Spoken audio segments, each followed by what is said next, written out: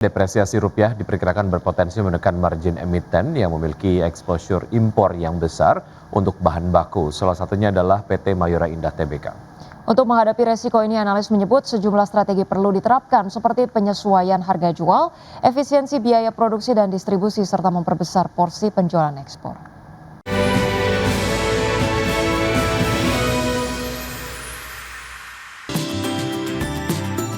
Koreksi nilai tukar rupiah terhadap dolar Amerika akan menekan margin emiten makanan dan minuman yang memiliki exposure impor yang besar untuk bahan baku, salah satunya adalah PT Mayora Indah Tbk.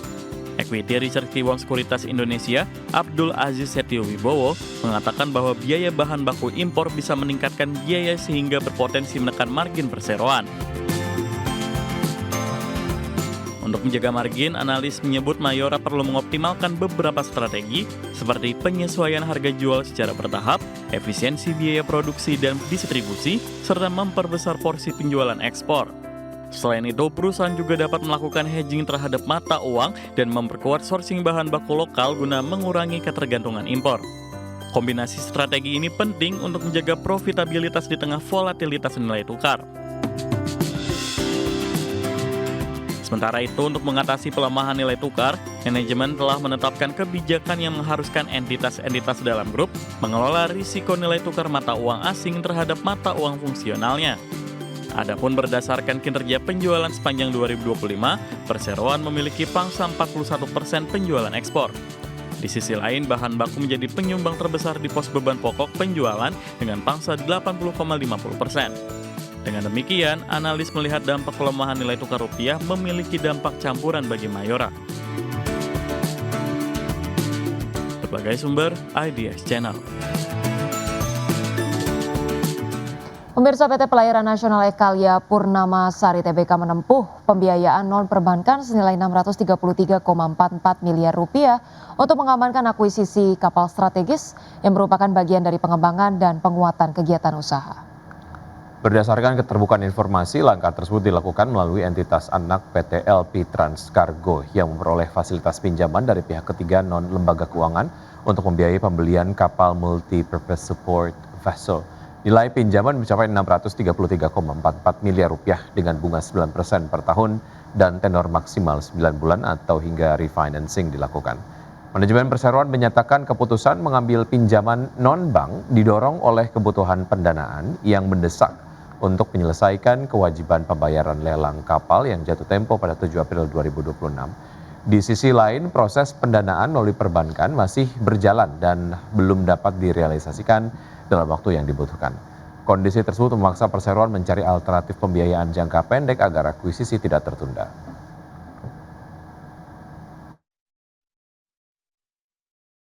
Pemirsa, emiten alat berat dan pertambangan PT United Tractors Tbk menghadapi tekanan kinerja di awal 2026, di mana penurunan terjadi di sejumlah lini bisnis utama, seiring kondisi sektor tambang yang masih menantang.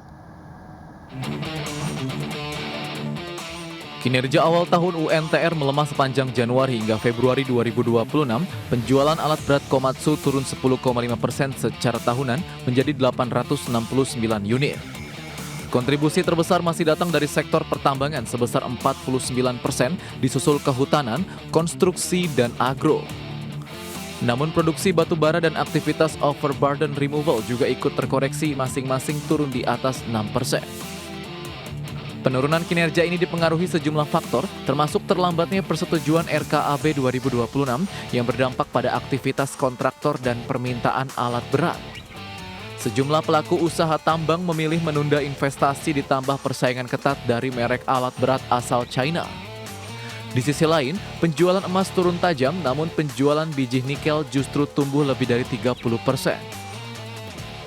Menghadapi kondisi ini, manajemen United Tractors menyiapkan strategi defensif di 2026 dengan menjaga kekuatan neraca dan melakukan evaluasi target bisnis.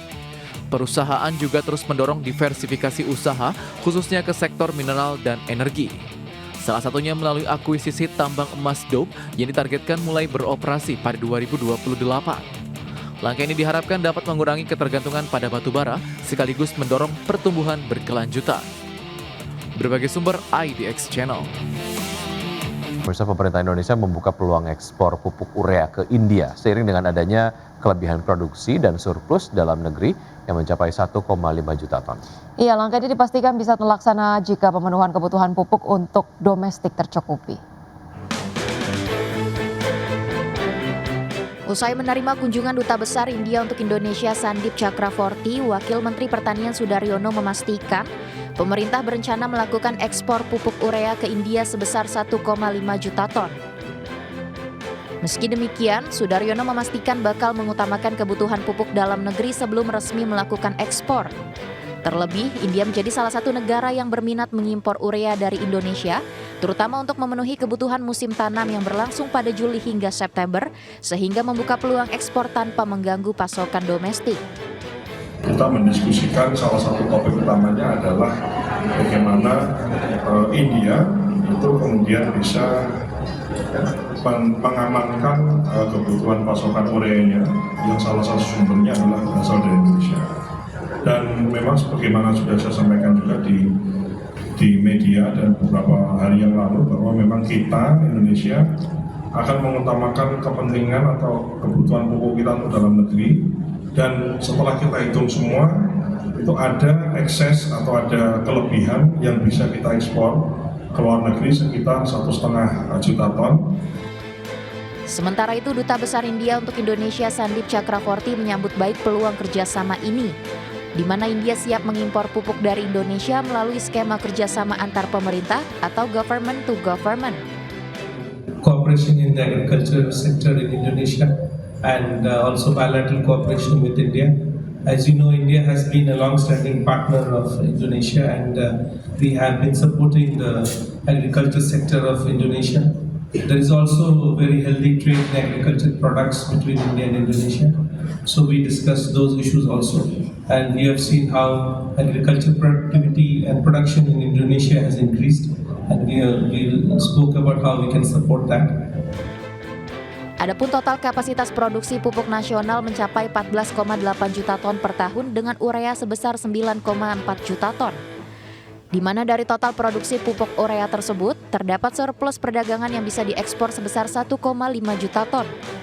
Wamentan Sudaryono memastikan ketahanan pupuk Indonesia dalam kondisi kuat, sehingga petani diharapkan tidak perlu khawatir terhadap ketersediaan pupuk. Dari Jakarta, Ade Firmansyah, IDX Channel. Menteri Keuangan Purbaya Yudi Sadewa mengklaim respon dari IMF, Bank Dunia, dan lembaga pemeringkat tergolong positif. Terutama terhadap kemampuan Indonesia dalam menjaga pertumbuhan tanpa membebani fiskal. Dalam agenda pertemuan dengan 18 investor global di New York, Purbaya yakin minat investor global khususnya dari Amerika Serikat didominasi pada instrumen sektor keuangan seperti fixed income dan equity. Purbaya optimis aliran dana portofolio akan segera masuk dan memperkuat pasar modal domestik. Begitu pula saat bertemu bilateral meeting dengan Managing Director International Monetary Fund, pejabat World Bank, serta perwakilan lembaga pemeringkat internasional seperti S&P Global Ratings. Purbaya menegaskan pemerintah Indonesia terus berkomitmen menjaga keseimbangan antara pertumbuhan ekonomi dan keberlanjutan APBN. Selain itu, Menteri Keuangan ini memastikan arah kebijakan pertumbuhan dan pengelolaan anggaran Indonesia dijalankan kredibel dan berkelanjutan. Rating agensi amat puas dengan penjelasan kita tentang strategi kita. Jadi keraguan tentang apakah kita bisa menjalankan kebijakan yang fiskal yang baik dan menciptakan pertumbuhan yang baik pada saat yang bersamaan sepertinya sudah hilang. World Bank bahkan menggali lebih dalam bentuk kerjasama yang saling menguntungkan antara kita dengan. Pemirsa, Badan Akuntabilitas Keuangan Negara atau BAKN DPR RI mendorong penguatan sinkronisasi anggaran pendapatan dan belanja negara atau APBN dengan anggaran pendapatan dan belanja daerah atau APBD. Wakil Ketua Badan Akuntabilitas Keuangan Negara atau BAKN DPR RI Herman Khairon menilai penggunaan anggaran antara pusat dan daerah harus berjalan optimal dan selaras dengan realisasi program pembangunan pusat dan daerah, di mana sinkronisasi APBN dan APBD merupakan amanat Undang-Undang Nomor 1 Tahun 2022 tentang hubungan keuangan antara pemerintah pusat dan pemerintahan daerah yang menempatkan kebijakan fiskal daerah sebagai bagian integral dari kebijakan fiskal nasional. Oleh sebab itu diperlukan penguatan kebijakan yang mendorong peningkatan kewenangan daerah, termasuk penataan mekanisme dana bagi hasil agar lebih efektif dan berkeadilan. Laras, jangan sampai sisa anggaran atau silva yang terjadi hanya bisa digunakan setelah bulan 11, setelah mendapatkan audit ataupun audit selesai dari BPK. Ini harus ada mekanisme, ya, meskipun tentu audit butuh waktu dan butuh waktu sehingga mungkin mundur, tapi harus ada mekanisme dan regulasi yang mampu untuk bisa menjadi landasan bahwa silva bisa digunakan ya di pertengahan tahun lah.